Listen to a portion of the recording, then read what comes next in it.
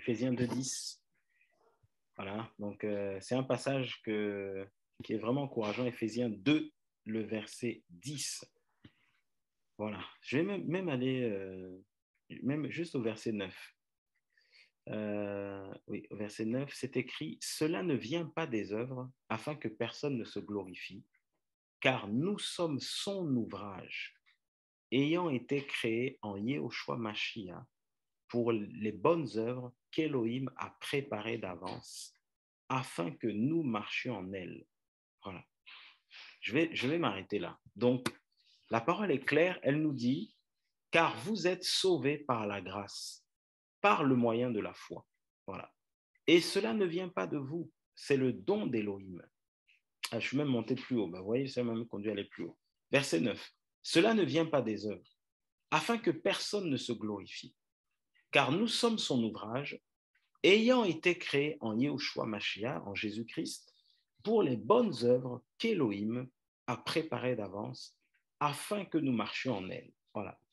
Donc, quand nous lisons ce passage-là, moi, j'aimerais bien aussi avoir le retour des frères. Qu'est-ce que, et sœurs, hein, frères et sœurs, quand nous lisons ce passage, qu'est-ce que vous comprenez par là? Voilà, si voilà, on peut partager ensemble ce passage-là. Qu'est-ce que vous comprenez par ce passage-là qui nous parle du salut par la grâce, non par le moyen de la foi, qui nous dit que cela ne vient pas de nous, mais c'est un don. Donc un don, c'est, je laisserai expliquer, voilà, un don du Seigneur. Ce n'est pas par les œuvres pour que personne se glorifie. Et le dernier verset nous dit que nous sommes l'ouvrage du Seigneur. Et nous avons été créés par le Seigneur pour des bonnes œuvres qu'il a préparées d'avance afin que nous marchions en elles. Donc, est-ce que, voilà, les lecteurs, nous sommes tous des lecteurs de la Bible, hein, donc je ne vais pas dire les lecteurs, nous sommes tous des lecteurs, nous sommes tous censés être des lecteurs de la Bible, en tout cas, voilà. Et qu'est-ce que ce passage qu'est-ce que vous pensez de ce passage ou comment vous comprenez ce passage? Voilà. Parce que c'est bien aussi de partager et de ne pas qu'écouter une personne. Qu'est-ce que vous comprenez de ce passage? Donc, je ne sais pas si quelqu'un, si on peut lever la main histoire de parler à tour de rôle, qu'est-ce que vous comprenez de ce passage?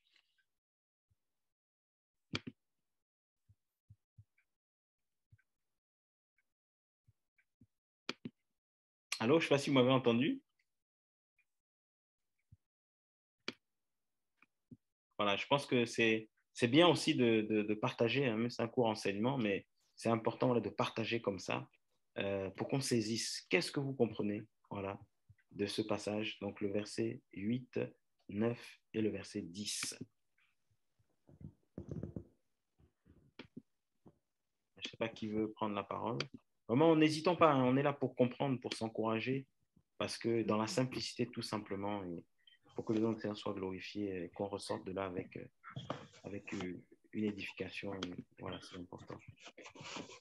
Oui, oui, Magou, tu peux y aller. Oui, moi, ce que je voulais dire par rapport à ce passage, ben, pour moi, de ne pas comment je pourrais dire ça, de se glorifier en pensant qu'on est meilleur que les autres. Mais voilà, c'est vraiment une grâce du Seigneur, le fait qu'on a été sauvé. Et je crois que je ne sais plus c'est dans quel passage où j'avais médité sur comment nous on était autrefois, avant qu'on vienne dans le Seigneur, on était dans le monde. Le Seigneur nous a fait grâce, il nous a sauvés. Mais maintenant qu'on est sauvés, ben, c'est une grâce et de pas se croire meilleur que ceux qui sont encore dans le monde et qui sont pas encore voilà, au Seigneur. Ben, de pas oublier que nous, c'est une grâce. Nous aussi, avant, on était dans le monde. Le Seigneur nous a fait grâce, il nous a sauvés, comme il peut faire aussi grâce aux autres qui sont encore dans le monde. Donc, de ne pas se glorifier de ça en pensant qu'on est meilleur que les autres. C'est vraiment une grâce. Comme nous a fait grâce aujourd'hui, ben, il fera grâce aussi aux autres qui sont encore dans le monde. Voilà ce que je voulais un petit peu dire, enfin ce que je comprends un petit peu. Amen. Amen. Quelqu'un d'autre?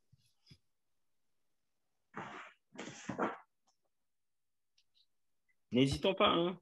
Ben, moi, pour ma part, ben, c'est, ben, ce passage nous permet de nous rappeler que si nous sommes sauvés, ce n'est pas par nos œuvres, c'est pas par ce que nous pouvons faire, ça ne vient pas de nous en fait, ce n'est pas par notre force, mais c'est vraiment, comme c'est cité, c'est un don d'Élohim, donc c'est lui, c'est Yahushua qui permet et que nous puissions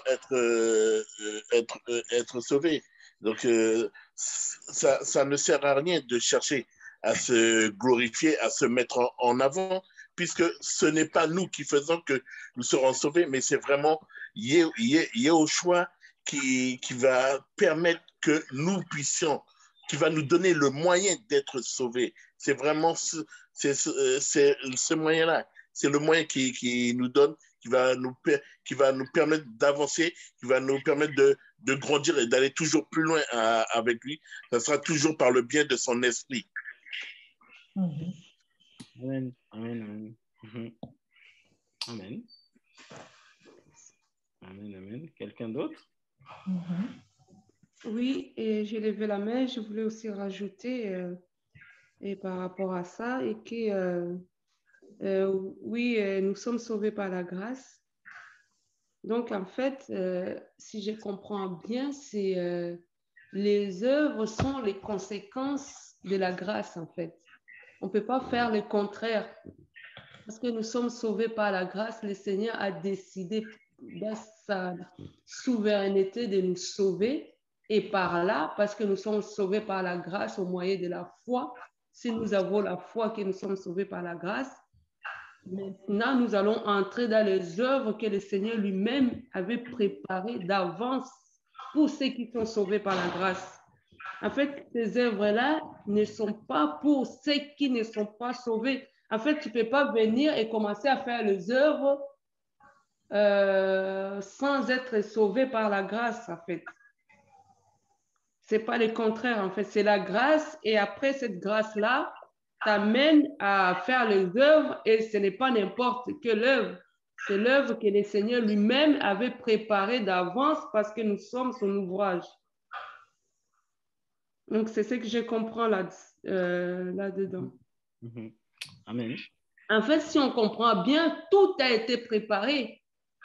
Même si aujourd'hui, le Seigneur te met à cœur de faire une œuvre, quelque chose, en fait, c'est ce que le Seigneur avait déjà préparé.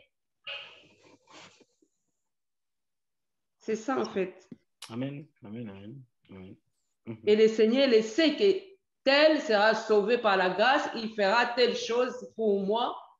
Et voilà. Et quand on comprend ça, on ne peut pas se glorifier. Franchement, si tout a été préparé d'avance, pourquoi tu vas te glorifier? Si tout a été déjà préparé, toi, tu viens juste, tu entres dedans par la grâce. Donc, en fait, si on comprend ça, on peut même pas se glorifier, quoi. C'est pour ça que le Seigneur nous dit quelque part que nous sommes des esclaves inutiles, quoi. Nous venons juste accomplir ce qui était déjà préparé. Et par contre, on ne peut pas faire l'inverse. Il y a beaucoup de gens qui font l'inverse, ils ne sont pas sauvés par la grâce, ils font des œuvres et par là, on voit vraiment l'orgueil. Comme si c'est eux qui, voilà. C'est pas même si comme si, c'est eux qui les font parce qu'ils ne sont pas sauvés, ils ne considèrent pas la grâce du Seigneur. Donc, c'est leurs œuvres, quoi, ce n'est pas l'œuvre du Seigneur. Donc, c'est ça que j'ai compris dans ce premier passage. Amen, amen, amen. Amen. Voilà, est-ce que... Ouais, tout, c'est gloire au Seigneur. Il y a... Ok, personne ne vient un Père accepté par moi, je suis le chemin, la vérité, la vie, Jean 14,6. Ok. Est-ce qu'il y a quelqu'un d'autre qui comprend aussi, où c'est la même chose, hein, mais est-ce que quelqu'un d'autre veut intervenir par rapport à ça? Amen, frère. Oui. C'est Daniel, je n'arrive pas, comme je ne sais pas lever la main, je ne sais pas comment on fait. Il n'y a pas de souci, vas-y. Donc, moi, je comprends que de nous-mêmes et par nous-mêmes, on ne peut rien faire. À ce passage-là. Amen, amen, amen, amen. Ok, et ça nous renvoie aussi dans Jean 15, hein, qui dit, sans moi, vous ne pouvez rien faire. Amen, amen. Ok, ok. Alors, moi, je peux vous demander, quand vous lisez que nous sommes son ouvrage, quel type d'ouvrage on peut citer, par exemple? Qu'est-ce que vous comprenez par ouvrage?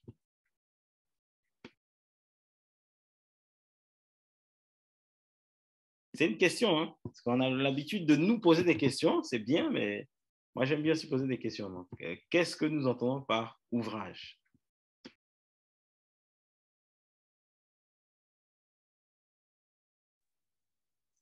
Amen.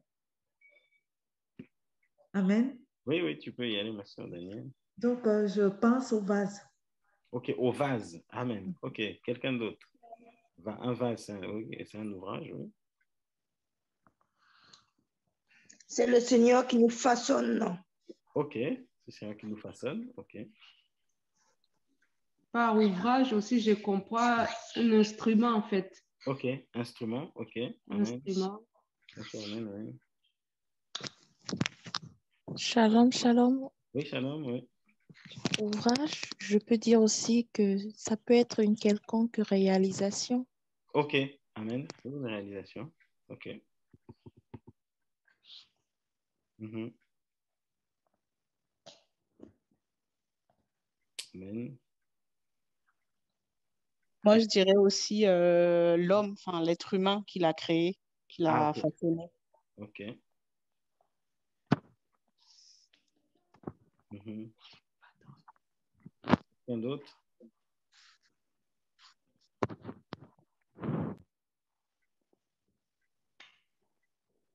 Amen.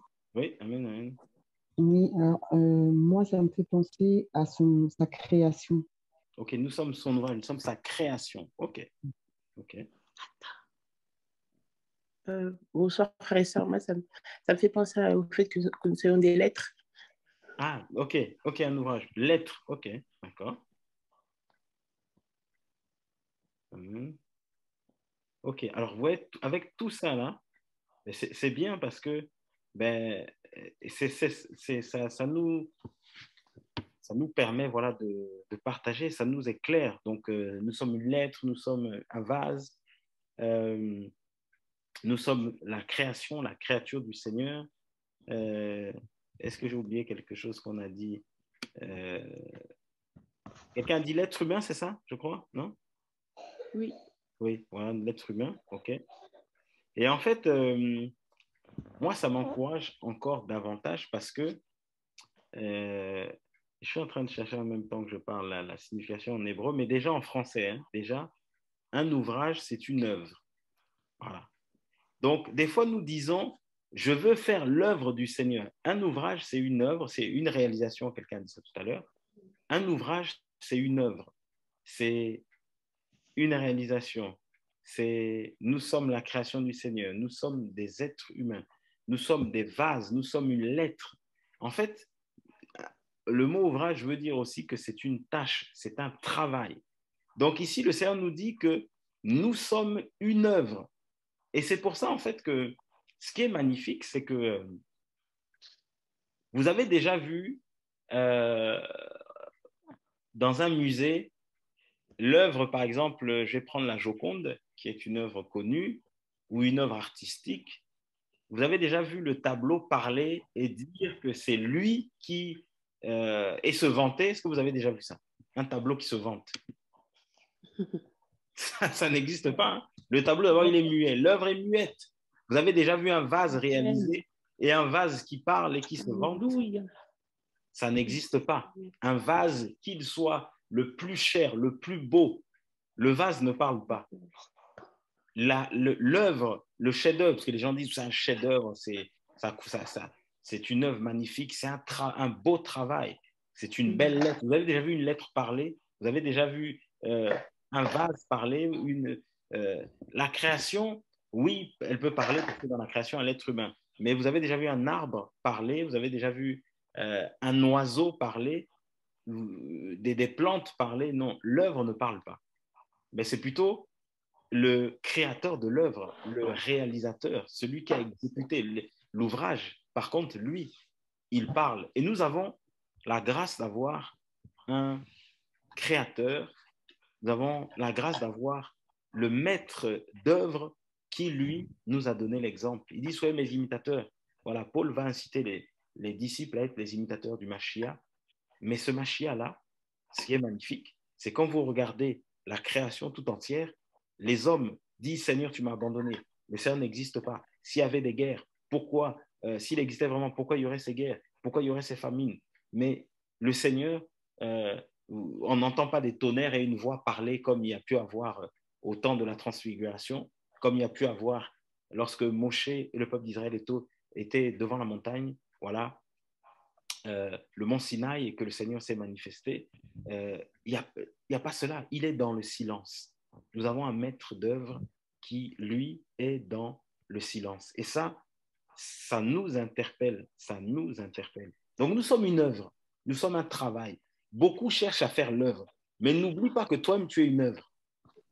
Oui, je veux faire le ministère, je veux aller sauver des vies, mais là, le Seigneur me fait comprendre que je suis d'abord une œuvre. Je suis une œuvre où on va faire l'œuvre, mais sache que toi-même, tu es une œuvre. Et ce qui est magnifique dans tout ce qui a été dit tout à l'heure, il y a quelqu'un qui a dit, ben en fait, avant d'être l'ouvrage, il faut d'abord être sauvé. En fait, on ne parle pas ici de n'importe quel ouvrage.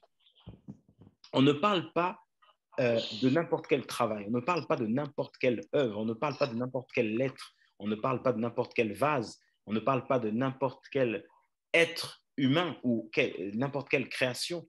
Mais on va parler, ici, ce passage va nous parler de ceux qui sont sauvés. Dans sauver, il y a le salut. Donc, ça veut dire le salut, pardon, ou ceux qui sont sauvés, mais sauvés par qui? Et sauvés pourquoi? Pourquoi on dit qu'ils sont sauvés? C'est parce qu'ils ont abandonné leur vie. Et nous le voyons juste au-dessus, là. C'est écrit.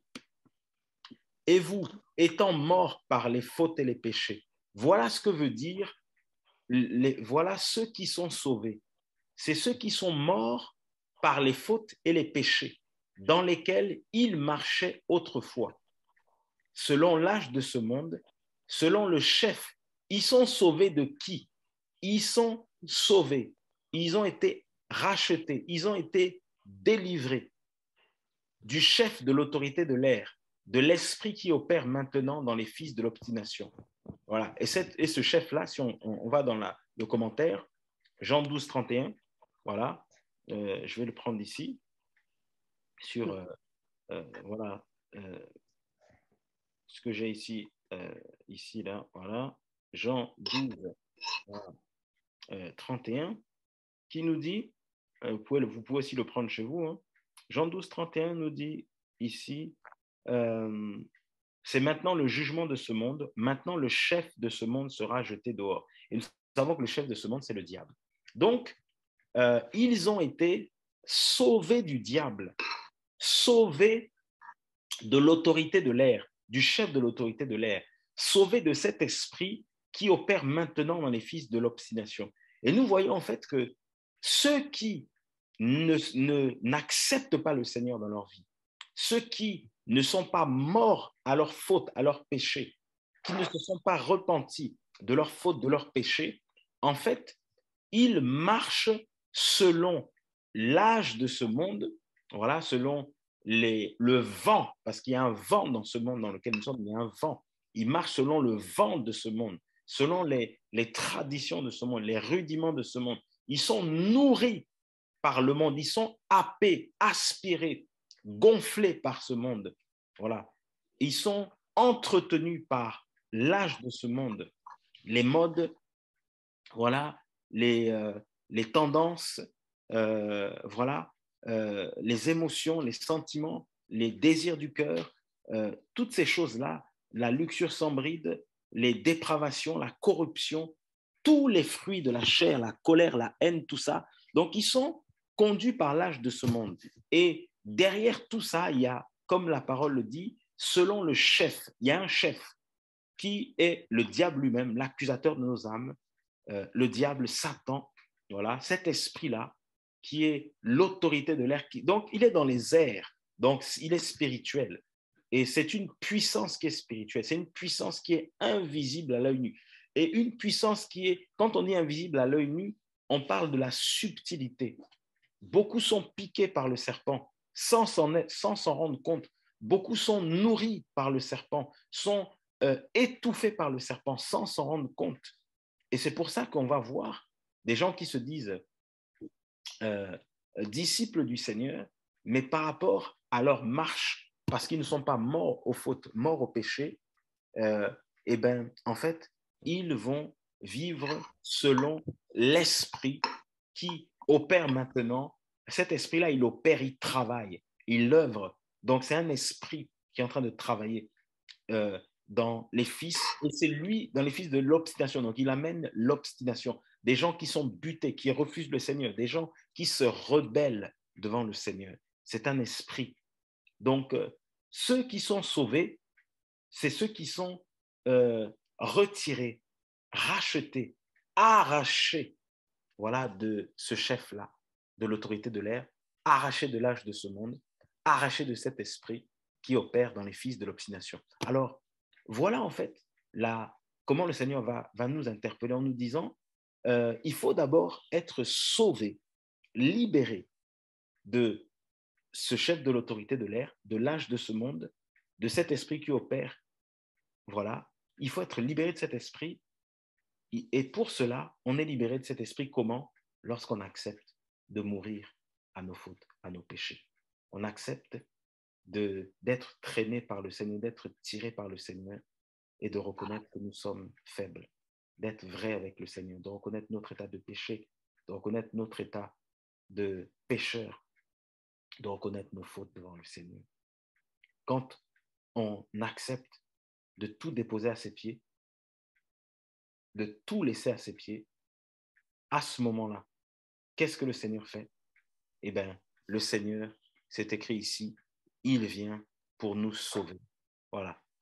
Il vient pour nous sauver. Cela ne dépend pas de nous, mais automatiquement, celui qui accepte le Seigneur, automatiquement, il passe des ténèbres à la lumière. Automatiquement, il passe du royaume de la ténèbre, du royaume du diable, il passe dans le royaume des cieux, le royaume du Seigneur, le royaume de la lumière.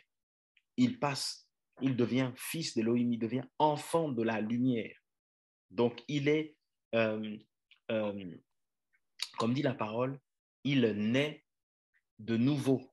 Il naît d'en haut. Voilà. Il est, comme la parole nous le dit, il nous a, oh Seigneur, c'est pas généré, comment on dit ça? Le mot m'échappe, Seigneur. Il nous a engendré, voilà, amen. Il nous a engendré, il est engendré par le Seigneur. Voilà. Il devient le fils du Seigneur, la progéniture du Seigneur, enfant d'Élohim, à tous ceux qui l'ont reçu, à ceux qui ont cru en son nom. Jean chapitre 1er, je crois que c'est le verset 12-13. Il leur a donné le pouvoir. Il te donne ce pouvoir, il t'autorise à devenir enfant d'Élohim. Tu rentres. C'est un pouvoir, c'est une puissance de devenir enfant d'Élohim parce qu'il t'arrache des ténèbres, il t'arrache, voilà, de l'enfer. Et derrière, il dit, donc, voilà, ensuite au verset 8, que nous sommes sauvés. Voilà, donc tu deviens sauvé.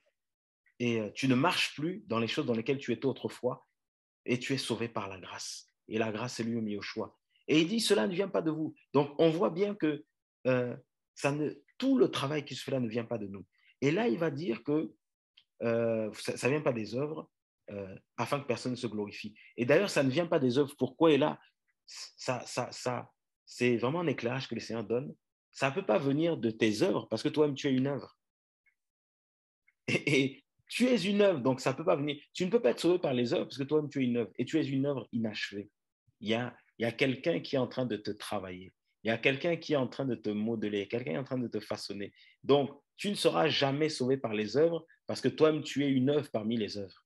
Nous sommes une œuvre parmi les œuvres. C'est pour ça qu'on n'est pas sauvé par les œuvres. C'est chaud, hein? C'est compliqué. Je suis une œuvre parmi les œuvres. Donc, comment une œuvre peut être sauvée par les œuvres? C'est impossible. Voilà. Une œuvre ne peut pas être sauvée par d'autres œuvres.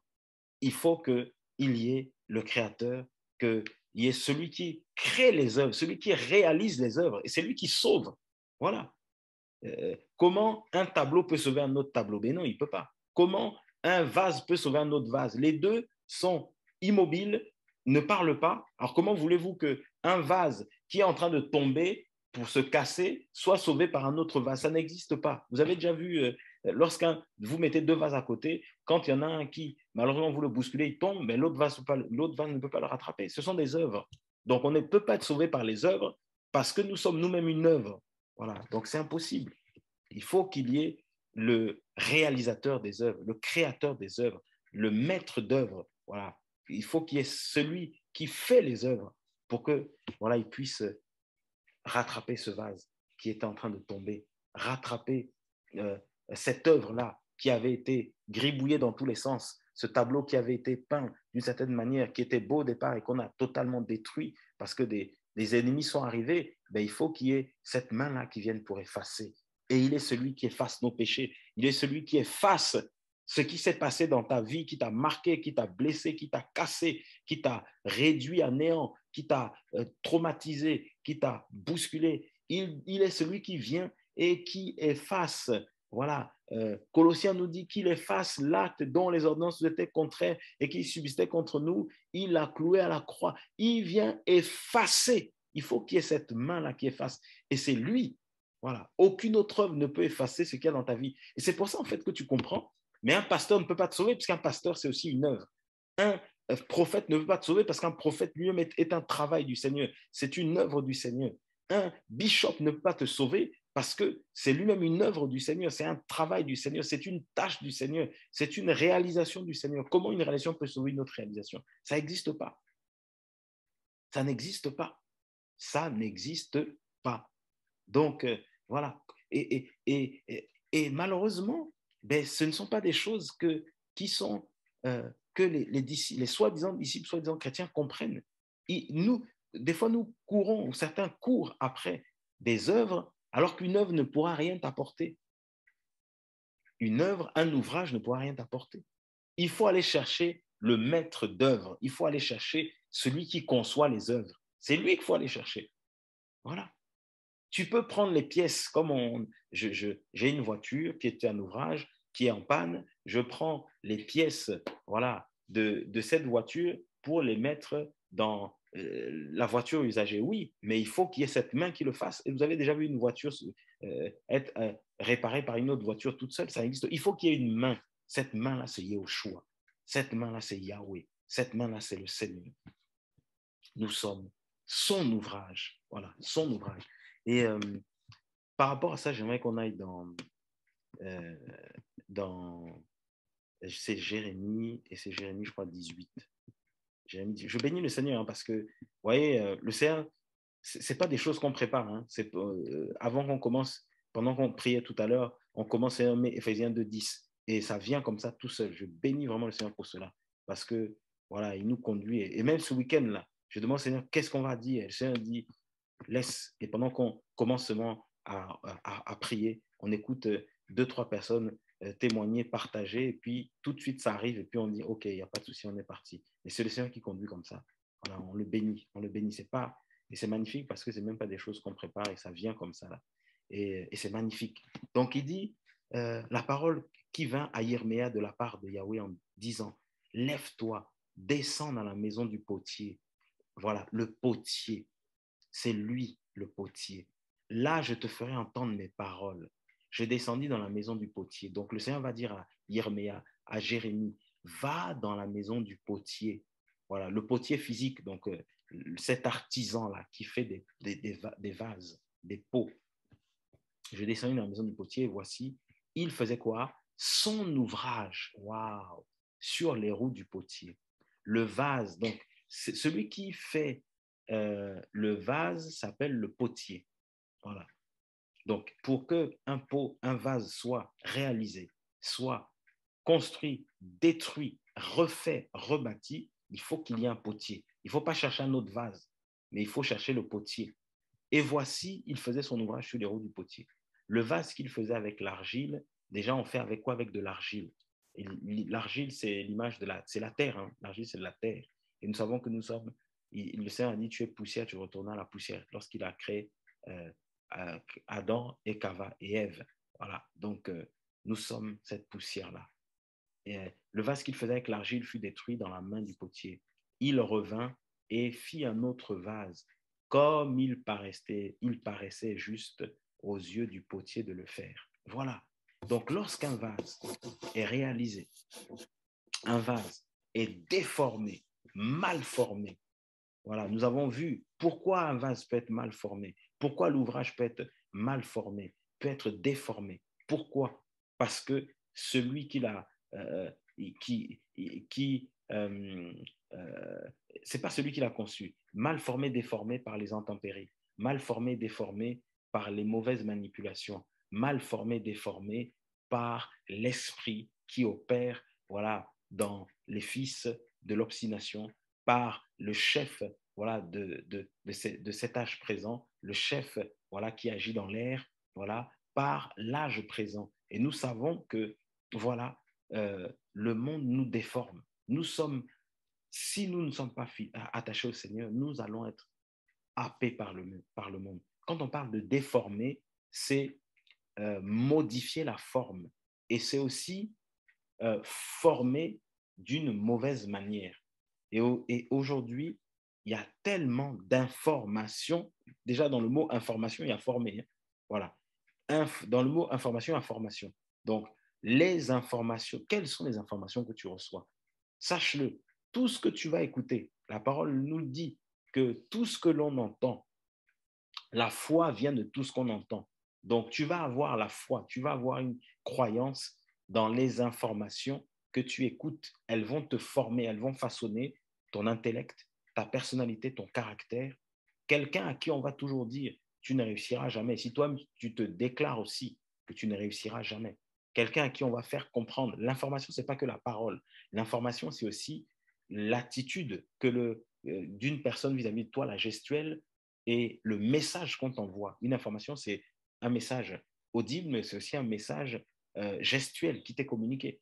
Et derrière, si le message que toi, tu reçois et que tu acceptes aussi, parce qu'on peut t'envoyer une information que tu refuses, et si toi, tu acceptes l'information du chef de l'air, de l'âge de ce monde, de cet esprit-là qui agit dans l'air et dans les fils de l'obstination, dans le monde, tu acceptes ces informations, ces messages, et au lieu d'accepter la parole du Seigneur, tu mets foi dans ces choses, malheureusement, tu seras déformé. Malheureusement, comme ici c'est indiqué, tu vas prendre une autre formation, une autre forme. Et qu'est-ce qui va se passer? Ce qui est magnifique, c'est que nous avons un potier par excellence qui s'appelle Yoshua Mashiach. Quand il voit ça, eh bien, il arrive et il vient pour détruire. C'est pour ça que Jérémie chapitre 1er, le Seigneur va lui donner, il va dire à Yirmée, à Jérémie, qu'il avait établi pour arracher. D'abord, arracher. Voilà, ça, tu as 40 ans, imaginons, tu acceptes le Seigneur à 40 ans. Tu imagines, tu as passé 40 années dans la déformation. Parce que tu as vécu sans le Seigneur, dans le péché, dans l'iniquité, des fois dans l'adultère, dans le concubinage, dans les relations sexuelles illicites, dans le mensonge, dans les injures, dans les insultes, pendant 40 ans, dans la philosophie, dans l'intellectualisme, parce que certains sont tellement intellectuels, tellement, voilà, c'est pas l'intelligence, c'est l'intellectualisme, ont tellement étudié des bacs plus je ne sais pas combien, à tel point qu'ils rejettent le Seigneur. Tu as tellement, pendant 40 ans, tu as été dans les traditions d'hommes, traditions humaines. Pendant 40 ans, tu as été dans la sorcellerie, tu as été dans la magie, dans l'occultisme. Pendant 40 ans, tu as été dans, voilà, le fétichisme, aller voir des voyants, des marabouts et tout ce que tu veux. 40 ans.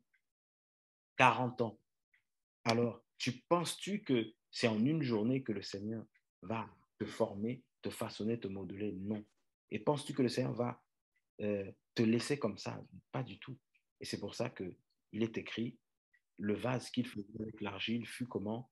Détruit. Donc le Seigneur, qu'est-ce qu'il vient et qu'est-ce qu'il fait? Eh bien, il détruit. Et il arrache, comme il a dit à Jérémie chapitre 1er, à Jérémie chapitre 1er.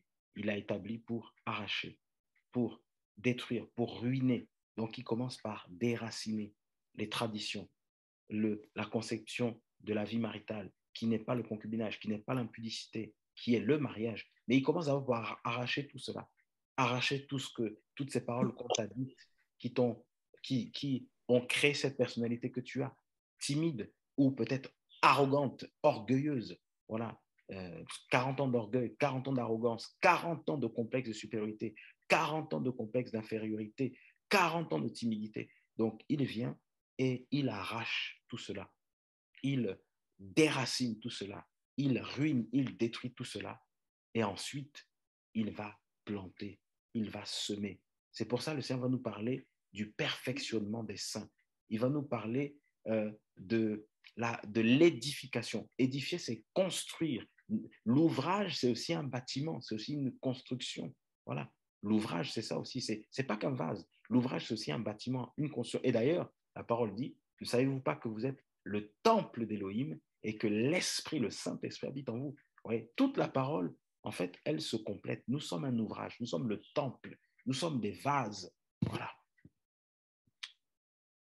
Il revint et fit un autre vase, comme il paraissait juste aux yeux du potier de le faire. Un autre vase, ça nous rappelle l'image du vieil homme et l'image du nouvel homme qui a été créé en Mashiach. Voilà. Comme il paraissait comment? Juste aux yeux du potier de le faire. Voilà. Le Seigneur, eh bien, il vient changer ta vie et il te donne la forme qui lui plaît. Il fait de toi l'homme, la femme qu'il veut. Il fait de toi l'ouvrage qu'il veut. Et c'est pour ça que nous comprenons que le Seigneur va dire ensuite, alors la parole de Yahweh vint à moi en disant, Maison d'Israël, ne puis-je pas agir envers vous comme ce potier? Voilà, le Seigneur va boucler la boucle en nous faisant comprendre que le potier, c'est lui. Ne puis-je pas agir envers vous comme ce potier? Ça veut dire que vous êtes l'ouvrage, vous êtes l'argile, vous êtes le vase, et moi, je suis le potier. Voilà, et c'est pour ça qu'il envoie Irméa, ce potier, pour voir comment le potier faisait. En fait, le Seigneur veut juste faire, c'est une image pour montrer à Israël que vous êtes l'argile et moi, je suis le potier. Donc, un autre vase ne pourra jamais te redonner, ne pourra jamais te donner une autre forme. Un autre vase ne pourra jamais te changer. Un autre vase ne pourra jamais te reformer. Un autre vase ne pourra pas détruire les œuvres du diable dans ta vie, parce qu'ici, on nous dit qu'il a détruit le vase. Un autre vase ne pourra pas faire ça. Il faut qu'il y ait la main du potier, la main de Yoshua, pour détruire le vieil homme, le vieux vase que tu étais avant, lorsque tu marchais dans les ténèbres, comme on l'a lu dans Éphésiens 2. Et il dit donc, si on retourne dans Éphésiens, donc ça c'était pour voilà, comprendre aussi, voilà, Éphésiens 2:10, il dit, nous sommes son ouvrage pour les bonnes, ayant été créés en Yahushua Mashiach. Donc on nous parle là de la naissance d'en haut, voilà, on l'accepte, voilà, on est d'en haut, né de nouveau, voilà, on a été créé en Yahushua Mashiach pour les bonnes œuvres que Elohim a préparées d'avance, afin que nous les pratiquions. Et là, on saisit autre chose encore, c'est que puisque nous sommes son vase, puisque nous sommes son édifice, puisque nous sommes le temple, puisque nous sommes cette œuvre, ce travail, nous sommes cette tâche, nous sommes cette réalisation, et bien en fait, le Seigneur, qu'est-ce qu'il a fait? Il a créé des œuvres à l'avance pour qu'on puisse marcher dedans. Et c'est là où on réalise que tu peux beau jeûner comme tu veux, tu peux beau faire des retraites de, je sais pas, 4, 5 jours, 10 jours, tout ce que tu veux, jeûner à sec pendant 40 jours, tout ce que tu veux. Ce n'est pas parce que tu auras jeûné que tu verras la gloire du Seigneur. Ce n'est pas parce que tu auras fait, je sais pas, 15 000 veillées, 10 000 veillées, 3, 4, 5 fois 40 jours à sec. Ce n'est pas parce que tu auras fait cela que tu verras les signes, les miracles. Ce n'est pas ça. En fait, le Seigneur nous montre ici que cela ne dépend pas de nous, cela ne vient pas de nous. Marche avec, accepte premièrement d'être mort aux fautes et aux péchés. Accepte premièrement d'être sauvé. Voilà, c'est déjà ça, la première chose. Et ensuite, que tu laisses le Seigneur, que tu comprennes que tu es un vase. Donc, quelqu'un dit tout à l'heure, esclave, un vase, si on va également dans 2 Timothée, 2 Timothée 2, je crois, là, on va nous parler que dans une maison, il n'y a... Alors, c'est 2 Timothée 2 ou c'est 1 Timothée 2? Alors, est-ce qu'il est... On va nous parler des vases qu'il y a dans une maison. Et dans une maison, il n'y a pas que des vases d'honneur, mais il y a des vases également d'un usage vil. C'est dans 2 Timothée, je crois. Je vérifie, je crois que c'est 2 Timothée 2, je crois que c'est ça, ou 1 Timothée 2. Voilà, c'est ça, non, c'est 2 Timothée 2, 20, c'est ça, 2 Timothée 2, c'est ça. Or, dans une grande maison, il n'y a pas seulement des vases d'or et d'argent, mais il y en a aussi de bois et de terre. Voilà. Les uns, en effet, sont des vases d'honneur, mais les autres sont d'un usage vil. Voilà. Donc, on comprend que le Seigneur, puisque nous sommes son ouvrage, et bien derrière, il va nous utiliser pour un usage d'honneur, et d'autres seront des instruments d'un usage vil. Quand vous lisez les Écritures, la parole nous dit qu'il y aura des véritables disciples. On va nous parler des compagnons d'œuvre, des compagnons de prière, de combat, donc des prophètes. Il a fait des dons aux hommes, des prophètes, des pasteurs, des évangélistes, des docteurs, des apôtres, des pasteurs, des bergers. Il a fait, on nous parle des disciples qui marchaient avec le Seigneur. Mais la parole va aussi parler des faux frères, des fausses sœurs, des hypocrites, des adultères, des impudiques, des efféminés, des faux prophètes, voilà, des loups. Et bien en fait, nous saisissons par là que des démons, des puissances des ténèbres, des anges, nous saisissons par là qu'il y a des instruments qui sont pour un usage d'honneur, mais il y a aussi des instruments qui sont pour un usage vil. Toute cette parole-là, qui cite tout type de serviteurs du Seigneur et aussi de serviteurs du diable, ben en fait, c'est une prophétie qui est lancée, qui a été déclarée par le Seigneur, et cette prophétie-là, elle tourne. Et donc, si tu acceptes le Seigneur, tu seras un vase d'honneur, tu vas marcher dans les choses que le Seigneur a préparées d'avance pour toi, dans lesquelles tu dois marcher. Et si tu refuses le Seigneur, tu vas aussi rentrer dans la prophétie va aussi s'accomplir avec toi, et tu seras un faux frère, une fausse sœur, un faux pasteur, un faux prophète, un loup, un ravisseur, parce que cette prophétie-là aussi, elle tourne. Elle est dans l'air. Voilà, elle est dans l'air. Et elle va aussi se réaliser. Parce qu'il y a 2 types de vases. Et nous le voyons aujourd'hui, quand vous regardez, il y a chrétiens et chrétiens, il y a disciples et disciples. Voilà. Certains, c'est que de la bouche, c'est que des adhérents, c'est que des figurants, et d'autres qui sont des vierges sages qui marchent avec la lampe et avec l'huile et qui vont à la rencontre de l'époux. Et de l'autre côté, les vierges folles qui avaient la lampe, qui est l'image de la parole, mais qui est l'image de la parole avec l'apparence, mais qui n'ont pas l'esprit, qui n'ont pas l'huile, voilà, pour garder la lampe allumée. Et voilà ce que le Seigneur va nous dire. Donc, ne te glorifie pas, parce que, en fait, les œuvres, ce n'est pas toi qui les fais, c'est le Seigneur. Sans moi, vous ne pouvez rien faire. Et ne cherche pas à copier aussi les autres, parce que ce que le Seigneur a préparé pour toi, ce n'est pas ce qu'il a préparé pour l'autre. Et c'est pour ça aussi que des fois, nous disons, Seigneur, je veux faire comme un tel. Ne cherche pas à faire comme un tel, parce que si le Seigneur ne t'a pas appelé à faire cela, ça ne marchera pas. En fait, dans le Seigneur, il n'y a pas de copier-coller. Je ne vais pas voir ce que ma sœur Sylvia a fait pour faire comme elle, ou mon frère Gédéon a fait pour faire comme lui. Je n'ai pas à faire ça. Je prie le Seigneur, et le Seigneur va me conduire dans les œuvres qu'il a préparées d'avance pour moi, afin que je les pratique, afin que je marche en elles. Voilà. Et j'aurai du succès dans les choses dans lesquelles le Seigneur m'a conduit. C'est pour ça que, regardez dans notre langage, quand des fois des frères nous invitent, des frères nous sollicitent, voilà, qu'est-ce que nous disons? Que le Seigneur me dirige. Et qu'est-ce qu'on fait pour un véritable disciple du Seigneur? Il fléchit les genoux. Seigneur, Père, voilà, Seigneur, dirige-moi. Seigneur, conduis-moi. Seigneur, je veux te soumettre ce projet, je veux te soumettre cette direction. Est-ce que cela vient de toi, Seigneur? Qu'est-ce que le Seigneur fait? Eh bien, le Seigneur te parle pour te dire que c'est sa direction, ou alors le Seigneur te parle aussi pour te dire que ce n'est pas sa volonté. Voilà. Donc, voilà comment le Seigneur fait les choses. Voilà comment le Seigneur fait les choses. Donc, que toute la gloire vraiment lui revienne. Nous sommes son ouvrage, nous sommes, voilà, une œuvre, nous sommes une lettre, nous sommes, voilà, un travail du Seigneur, nous sommes une tâche du Seigneur, nous sommes un vase du Seigneur, nous sommes un édifice du Seigneur et il fait de nous ce qu'il veut. C'est pour ça aussi que nous sommes ses esclaves parce que une œuvre ne parle pas. L'œuvre, elle est, entre guillemets, elle est morte, entre guillemets, elle est morte parce qu'elle est inanimée. Et nous le voyons, frères et sœurs, il a mis en nous son esprit. Quand il a formé Adam, Adam était une masse, voilà. Et lorsqu'il a soufflé en lui son esprit, il est devenu un être vivant, voilà.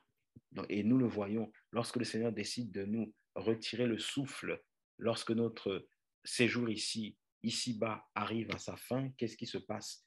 Il enlève simplement le souffle et qu'est-ce qui reste? Il reste cette masse, cette enveloppe. Que le nom du Seigneur soit béni et que le Seigneur nous éclaire davantage. Voilà. Et c'est pour ça que quand nous voyons des programmes comme ça, des choses comme ça, que nous faisons des partages ou des réunions comme on a pu avoir le week-end dernier, pourquoi est-ce qu'on est choqué? Parce qu'on se dit, mais Seigneur, je n'ai rien fait d'extraordinaire. Seigneur, je n'ai pas jeûné 40 jours, je n'ai pas jeûné 50 jours. Seigneur, j'ai pris du temps avec toi. Et je suis choqué. Je voyais un frère comme ça, avec qui je partage souvent, et ça me choquait à chaque fois, parce que quand je parlais avec lui, des fois on rigolait ensemble, on parlait ensemble, et voilà. Et quand le Seigneur, quand le frère se mettait à prêcher, je voyais les paroles de connaissance, je voyais les guérisons, les délivrances, je disais, Seigneur, mais c'est le frère avec qui je parlais il y a quelques minutes là. Seigneur, mais il n'y a rien d'extraordinaire en ce frère. Et quand je voyais le Seigneur, et quand je voyais, je vois le Seigneur travailler au travers de lui, je dis, waouh, effectivement, ce n'est que par grâce. Nous sommes vraiment son ouvrage. Respecte la première chose, c'est sois sauvé, sois racheté, sois mort aux fautes, au péché. C'est la première chose, la première chose. Et derrière, tu seras l'ouvrage du Seigneur. Derrière, tu vas marcher dans les bonnes œuvres qu'il a préparées d'avance pour toi afin que tu marches en elles. Voilà. Donc, c'est vraiment capital, principal, primordial, important, indispensable que tu sois sauvé. C'est indispensable. Donc, si tu t'attends encore, tu n'as pas encore donné ta vie au Seigneur, tu es en train encore de te poser des questions, est-ce que tu dois abandonner ceci, abandonner cela? Abandonne-le. Ta vie est bloquée parce que tu n'abandonnes pas certaines choses. Tu n'avances pas parce que tu n'abandonnes pas certaines choses. Et comme tu ne les abandonnes pas, sache que derrière, tu ouvres les portes et tu es conduit par le chef. Voilà, le chef de cet âge présent, le chef qui agit dans l'air, l'esprit qui agit dans les fils de l'obstination, de la perdition. C'est pour ça que des fois, ta vie est bloquée.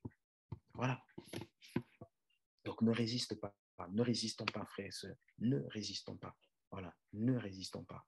Et que le Seigneur vraiment, voilà, lui-même règne en nous. Ne résiste pas, ne résistons pas. Voilà.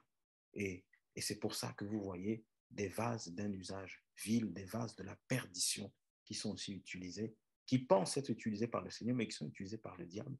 Et c'est pour ça, c'est de là que vous allez reconnaître les vrais fruits, les vrais enfants du Seigneur et les faux enfants du Seigneur.